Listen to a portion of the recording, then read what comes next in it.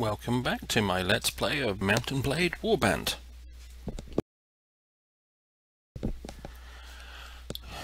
Unfortunately, the last episode I was recording didn't record for reasons that are basically my fault. Oops, hit the wrong button there. So what happened, I had a fight with a few bandits, picked up a couple of companions. The Rhodoks and the Swardians have made peace, so they're still at war with the Nords, and as I'm a mercenary company attached to the Swardians, I figured I would raid one of the Nord villages. And so that's what I'm going to go do. Before I do that, let me just check my inventory. Yep, my inventory is empty so that I can fit whatever I get from this place in there, assuming that nobody comes along and murders me for raiding one of their villages. So this normally takes a little while. It's now on fire, and oh yes, I want to continue. No, I don't want to continue looting that village now. They're too... No, time to run away. That lot are too tough for me to take on.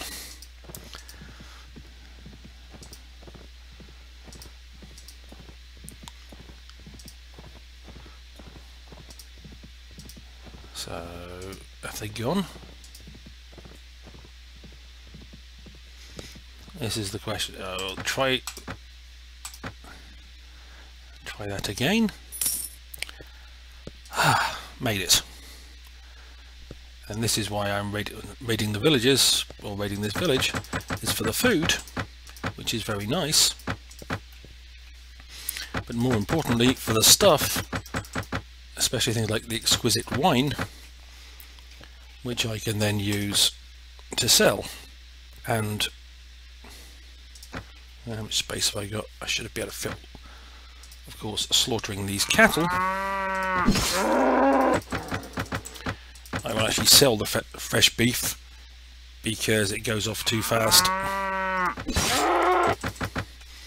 Although I could put it in my companions' inventories,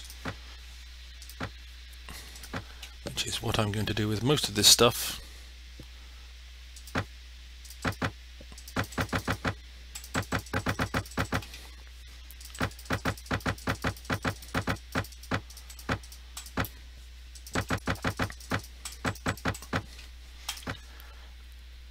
Right, now I can head down this general direction and do the same to the next village.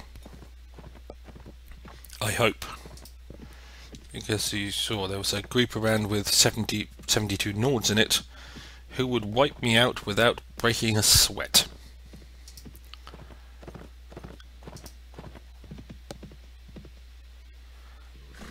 Okay, well, we'll go through her story.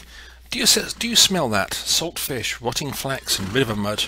The smells of my childhood. I want to retch. Tell me more. Before I was married off and before I was taken by bandits, I lived here. I was born in a hovel and spent my childhood in the fields. Our landlords were Nord, but we never saw them. Merely their cursed minions and overseers. My father, coward that he was, cringed before them. We were allowed to fish the river, raise pigs amid the reed beds, and grow whatever we could in our private plots, but in the open fields we were only permitted to grow flax to be taken to Sargoth, and woven into linen. So we were always hungry and weak and never had the courage to rebel. Well, good to know. And we'll take hostile action and burn this village. The only thing I've got to watch out for is, are the enemy going to appear near me and slaughter me? I'm hoping not. I'd kind of like to get away with this. Yes, continue looting the village. Thank you. That was close. Closer than I liked it.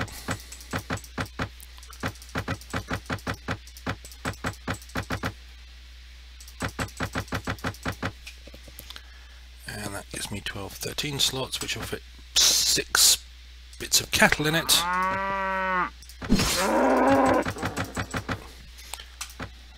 because I'm not driving the cattle with me. It takes too much hassle to do that. And now, having done that, I know that stuff goes off. I'll keep that in my inventory, and we'll actually go put this stuff back in my inventory. So when I get all as much as I can,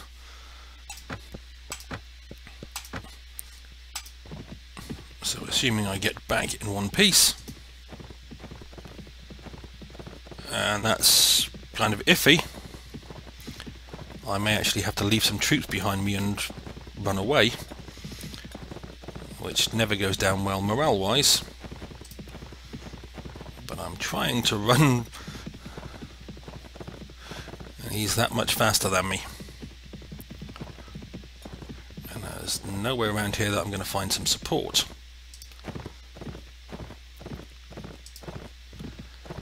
Which is a tad problematic. Yes, I'm going to leave some troops behind and run away. I can always get more troops, but I'm not going to survive taking on 52 Nords at that level.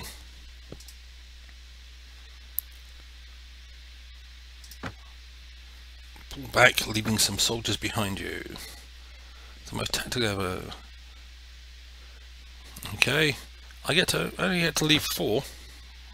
That's going to hurt my morale, but hopefully will allow me to get far enough away that they won't come back after me.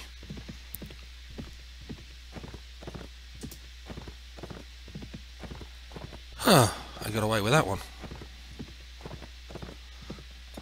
That could have been a lot worse, but I'm not sure which 4 I left behind. But I still have 11 Jacobites, so still got 11 really good troops. Well, comparatively really good troops at this level.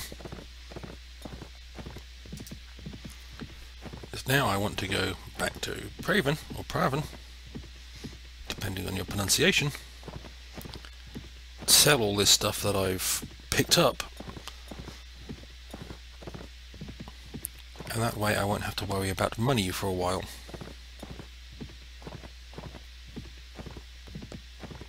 Or food for that matter. So I can just go around looking for fights.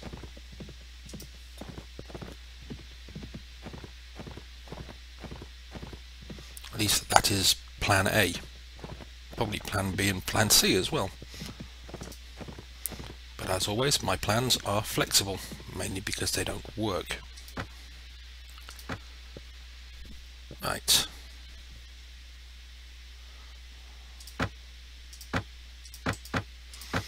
And yes, if you sell multiple things of the same type at the same place, you get less money for it. That's not going to be good. I should be able to sell that. Right. He's got enough money to pay me for that.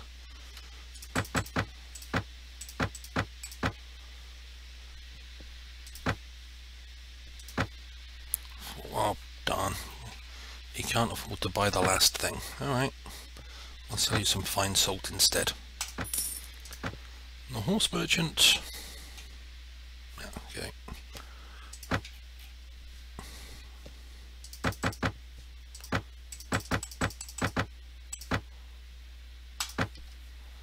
Can afford all that stuff.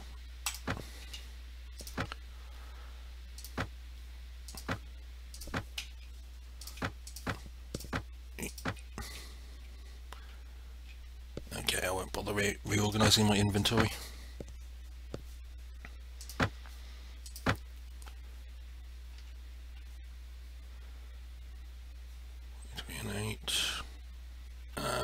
No, I don't want that one.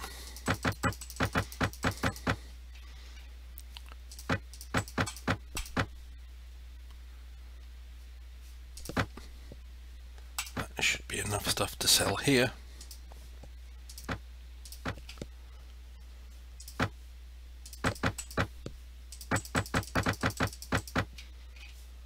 That one. Right. And that gives me a fair chunk of change to actually use. Which, if I now go and meet the Guildmaster, I want to buy land in this town for a productive enterprise. That will make me 84 a week. 96 per week. A tannery will make me 172 per week. That will lose me money every week. Oil will make me 172 a week. Iron, that's okay, 218 a week. Weavery and Dyeworks, your profit would be 600 a week. Yeah, that's looking like a winner right now. Profit 20 a week. And 56 a week. Right, we will take the Weavery and Dyeworks, which cost me 10,000 to actually set it up, but it'll be up and running in a week, and then I'll be getting 600 a week in profit.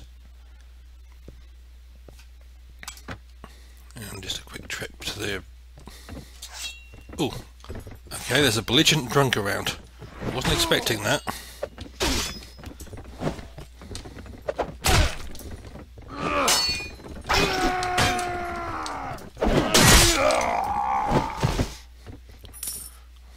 Such a waste. Right, let me go back and go out and go back in so everybody resets.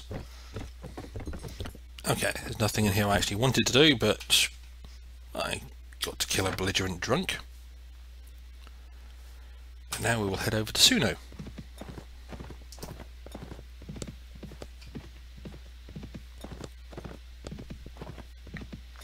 At least most of my people are getting back to health, or full health.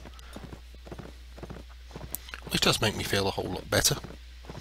And Suno obviously survived its siege, which I thought it would probably fail at, because the Nords tend to be... Okay, I managed to go up a level by a little bit of training. And before I go into Suno, I want to sell it all. I'm not overly bothered how much profit I actually get from that beef now.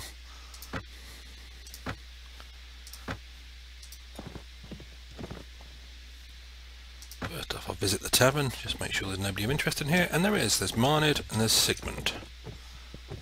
Okay, well, let me talk to Marnid first.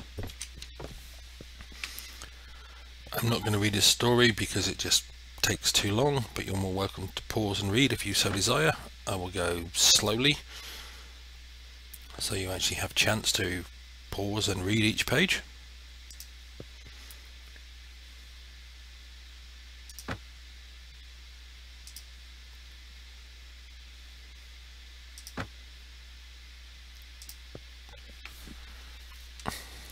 And good old Sigmund. Hail and well met, sir. I am Master Sigmund of the Freelancers at your service. Greetings, sir, and who are the Freelancers? We are soldiers from all six corners of Caradia, seeking the development of the individual soldiers and mastery of all martial arts.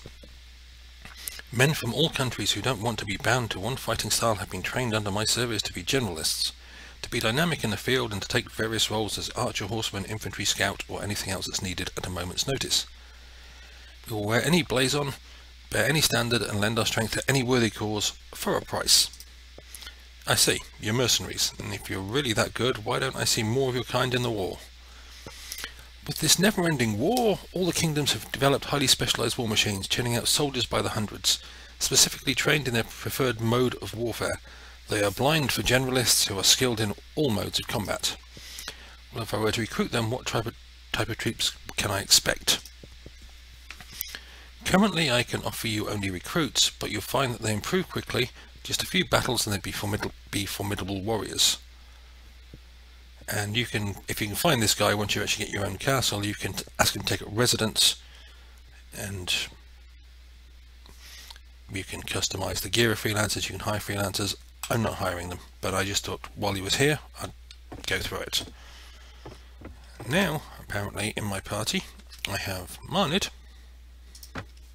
I will move up, put in the party group and talk to him about his skills. The nice thing is he has a trading skill, which is a group skill or party skill, which means I get better deals. He's got a strength of 7, and oh, he does have a riding ability. That's something.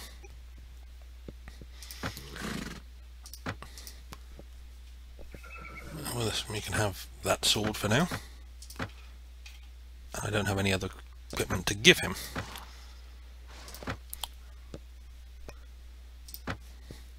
Right, now we'll go to the marketplace, and I will sell that lot.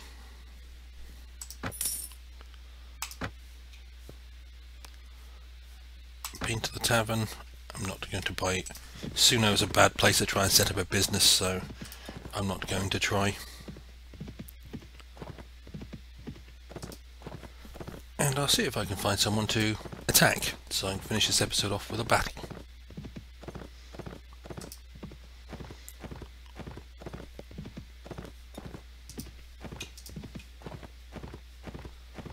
They're running from me.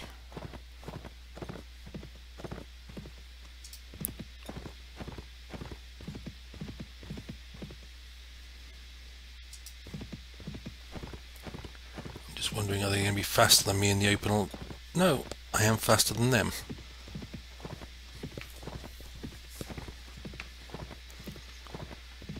So eventually I will be able to catch them. Ooh, more Forrest Bandits. Also running from me. So I might manage to get 2 lots to attack. Just got to keep an eye on them as they head off to the right somewhere.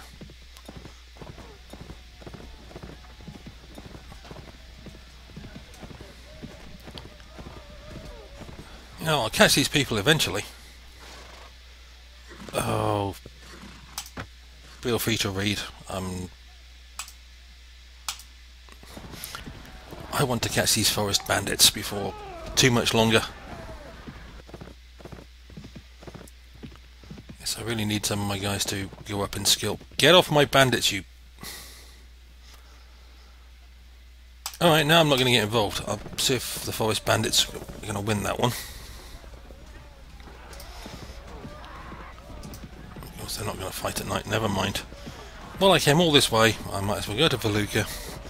Going to be a bit of a less than scintillating episode.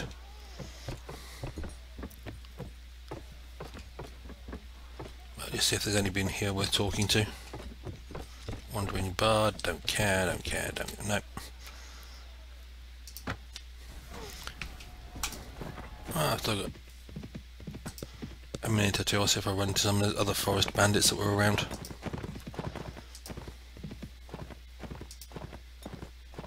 Apparently not.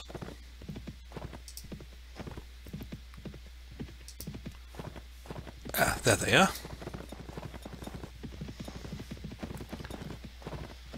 Still this lot are slightly slower than me too. Well, yes, I didn't get to attend the tournament.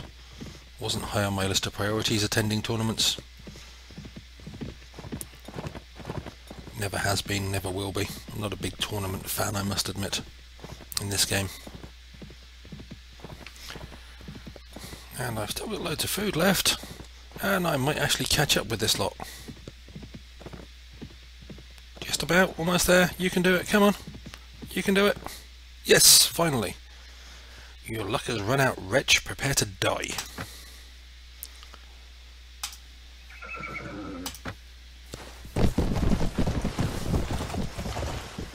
Okay, that's what the terrain's like. Let's go walking forward to see if we can find some Forest Bandits. I know I can find them because they're on the mini-map.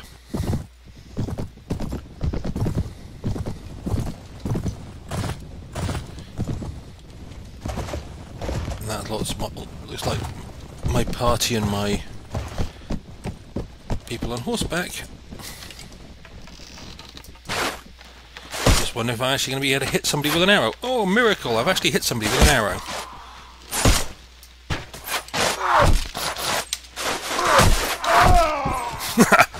And I didn't last very long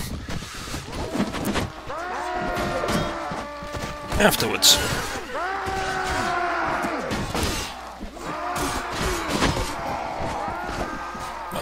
Okay, I've lost a couple of caravan guards. I know. Let's swing it round to watch the actual fight.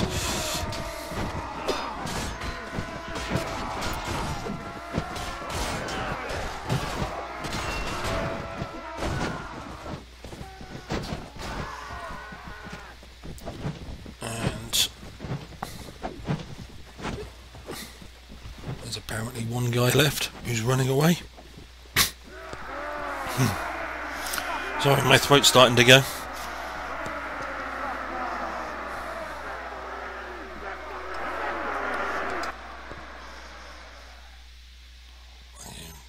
And I lost 3 people. We'll take the mercenary swordsmen,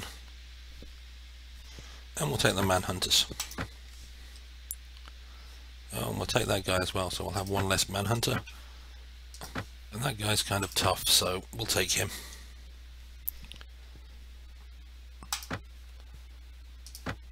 And now our 38 items down here. Let's move that one up there. Right. Let me do a quick reorganisation of my inventory. Okay, there's still gaps up there.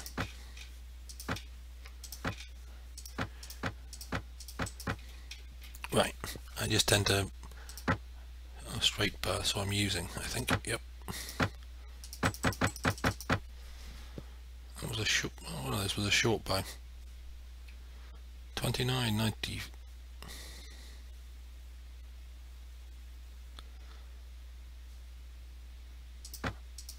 Slightly quicker using a short bow.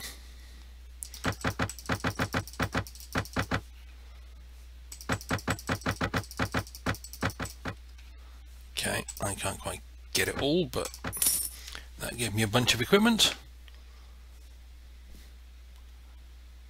And I don't know which direction I'm going to head next. I'll think about that. But that's going to be the end of this episode, and I will do upgrades and messing around with inventory. I'll get that word right in the end. Off screen or off camera, so you don't have to sit here and watch me move inventory around. As always, I hope you enjoyed or found vaguely interesting or found amusing watching me run away and leave some troops to be as sacrifices. And as always, I hope to see you down the road.